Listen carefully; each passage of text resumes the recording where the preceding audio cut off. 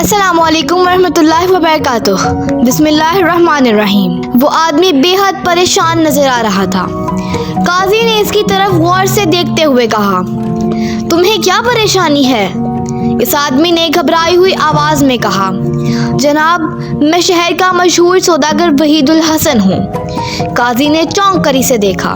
اس کے کپڑے بے حد معمولی تھے اور ان میں جگہ جگہ پیوند بھی لگے ہوئے تھے۔ قاضی کے ہونٹوں پر مسکراہٹ پھیل گئی۔ وہ اپنے تخت پر سنبھل کر بیٹھتے ہوئے بولا، اب میں تمہیں پاگل کہوں یا دیوانہ؟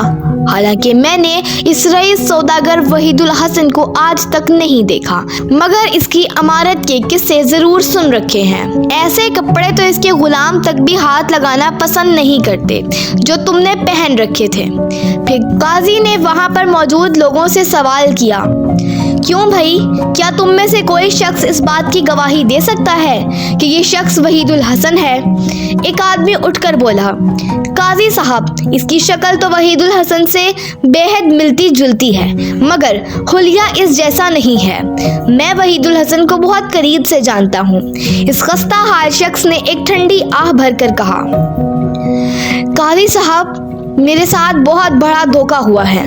میں آپ کے پاس انصاف مانگنے کے لیے حاضر ہوا ہوں، مگر یوں معلوم ہوتا ہے کہ جیسے آپ کو میری باتوں پر یقین نہیں آ رہا۔ اگر آپ ہی میری نہ سنیں گے تو پھر میں اپنی داد فریاد لے کر کس کے پاس جاؤں گا؟ قاضی سنجیدہ ہو کر بولا، اچھا تم اپنی کہانی سناؤ، تمہارے ساتھ انصاف کیا جائے گا۔ اس آدمی نے کہا، جیسا کہ سب جانتے ہیں کہ میں ایک سوداگر ہوں، ادھر مجھے شکار کا بے حد شوق ہے۔ یہ کل کی بات ہے، میں اپنے گھوڑے پر سوار ہو کر جنگل شکار کی غرض سے گیا۔ میری بدقسمتی یہیں سے شروع ہوتی ہے۔ ایک ہرن کے پیچھے میں جنگل میں دور تک نکل گیا۔ اس ہرن کو تو خیر میں نے شکار کر لیا، مگر اپنا راستہ بھول گیا۔ بھٹکتا بھٹکتا میں ایک جھونپڑی تک جا پہنچا جو کہ جنگل میں ہی بنی ہوئی تھی۔ وہاں میں نے ایک ایسے شخص کو دیکھا جو شکل و صورت اور قد و قامت میں ہو بہو مجھ جیسا تھا۔ میں اپنے ہم شکل سے مل کر بہت خوش ہوا، مگر مجھے کیا پتا تھا کہ وہ بعد میں مجھے دھوکہ دے گا۔ اس شخص نے میرے لیے کھانے پینے کا بندوبست کیا اور پھر مجھ سے میرے بارے میں باتیں پوچھنے لگا، جو کہ میں نے سچ سچ بتا دی۔ ہم لوگ بہت دیر تک باتوں میں مصروف رہے۔ رات زیادہ ہو گئی تو اس شخص نے مجھے شربت کا ایک گلاس دیا۔ گلاس میں موجود شربت سرخ رنگ کا تھا اور اس میں سے بھینی بھینی خوشبو اٹھ رہی تھی۔ میں نے اس کا شکریہ ادا کر کے شربت کا گلاس منہ سے لگا لیا۔ پھر میں نے آدھا شربت ہی پیا تھا کہ میرا سر چکرانے لگا اور میں زمین پر گر پڑا۔ پھر مجھے کوئی ہوش نہیں رہا۔ اگلے روز میری آنکھ کھلی تو میں جھونپڑی میں اکیلا تھا اور یہ شخص وہاں سے غائب تھا۔ میرے جسم پر میرے کپڑے بھی نہیں تھے، بلکہ میں ان پھٹے پرانے کپڑوں میں ملبوس تھا۔ میری سمجھ میں کچھ نہیں آ رہا تھا کہ میرے ساتھ کیا ہوا۔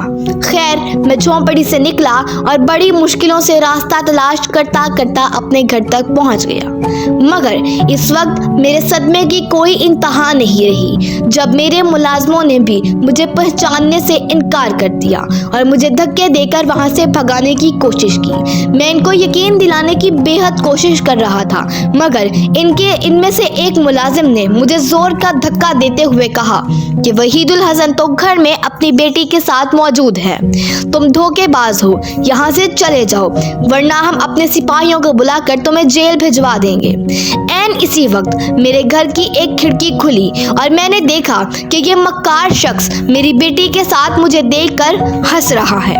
پھر اس کے کہنے پر میرے ہی ملازموں نے مجھ پر تھپڑوں اور لاتوں کی بارش کر دی اور مجبوراً مجھے وہاں سے بھاگنا پڑ گیا۔ اب میں اپنی فریاد لے کر آپ کے پاس آیا ہوں اور انصاف کا طلبگار ہوں۔ یہ کہہ کر وہ خاموش ہو گیا۔ قاضی صاحب نے اسی وقت حکم دیا کہ اس شخص کو بھی عدالت میں حاضر کیا جائے جو اس خستہ حال شخص کے بیان کے مطابق وحید الحسن بن گیا ہے۔ تھوڑی ہی دیر گزری تھی کہ وہ شخص عدالت میں حاضر ہو گیا۔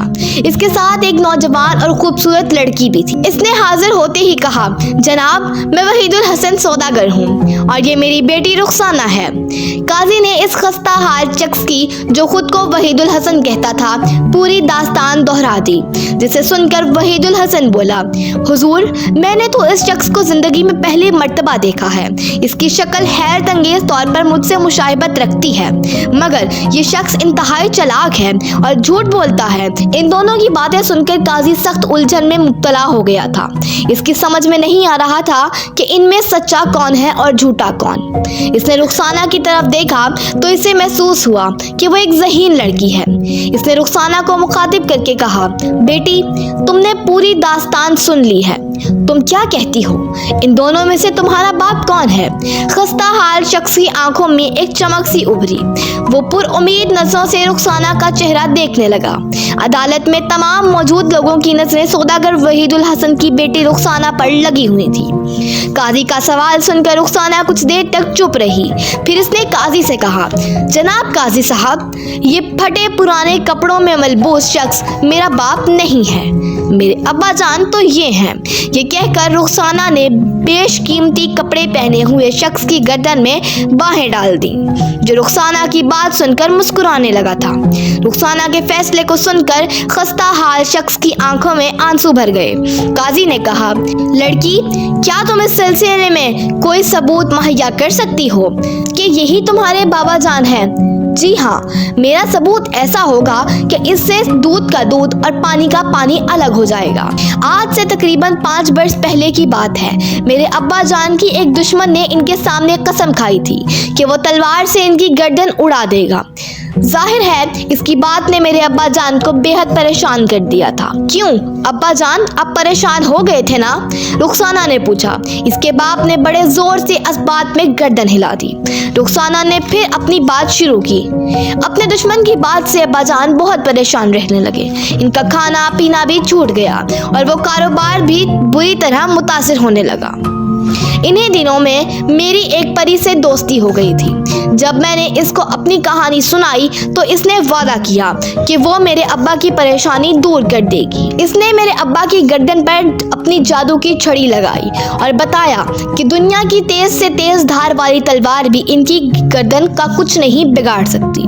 बहरहाल इनका दुश्मन तो एक रोज आसमानी बिजली गिरने से जान बहक हो गया, मगर अब मैं सबूत के लिए यही बात आपके सामने पेश कर रही हूँ। आप जल्लाद को बुलवा लिए और मेरे अब्बा की गर्दन पर तलवार चलाए, इनकी गर्दन नहीं कटेगी। बेशकीमती कपड़ों में मलबूस शख्स का चेहरा स्याह पड़ गया था।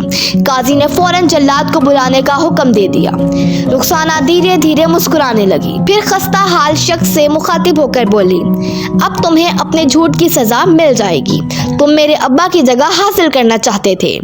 थोड़ी ही देर गुजरी थी कि स्याह फाम जल्लाद हाथ में चमकदार तलवार लिए अंदर दाखिल हुआ। काजी ने इसे हुक्म दिया कि वहीदुल हसन की गर्दन पर पूरी कुव्वत से वार करे, मगर अभी जल्लाद ने तलवार फिजा में बुलंद की ही थी कि वहीदुल हसन काजी के कदमों में गिर पड़ा और रोते रोते हुए बोला, जल्लाद को रोकिए वरना मेरी गर्दन कट जाएगी। मैं वहीदुल हसन सौदागर नहीं हूँ, वहीदुल हसन यही आदमी है। काजी ने सिपाहियों को नकली वहीदुल हसन को गिरफ्तार करने का हुक्म दे दिया। रुखसाना दौड़कर इस खस्ता हाल शख्स के सीने से लग गई। फिर इसने काजी को बताया कि वो भी ये फैसला नहीं कर पा रही थी कि इसका बाप कौन सा है, इसलिए इसने एक कहानी घड़ ली थी। काजी ने रुखसाना की अक्लमंदी के एतराफे तौर पर इसे अपनी तरफ से 500 अशरफियां इनाम में दी। इसकी जहानत की वजह से एक उलझा हुआ मुकदमा मिनटों में हल हो गया था। इसी रोज पूरे शहर में इस अजीबो गरीब मुकदमे की तफसील फैल गई। वहीदुल हसन सौदागर वापस अपने घर पहुंच चुका था और इस बात पर फूला ना समा रहा था कि खुदा ने इसे रुखसाना जैसी ज़हीन बेटी अता फरमाई है। इस तरह की और दिलचस्प कहानियों के लिए हमारे चैनल को सब्सक्राइब करें। स्टोरी अच्छी लगी हो तो वीडियो को लाइक करें। शुक्रिया।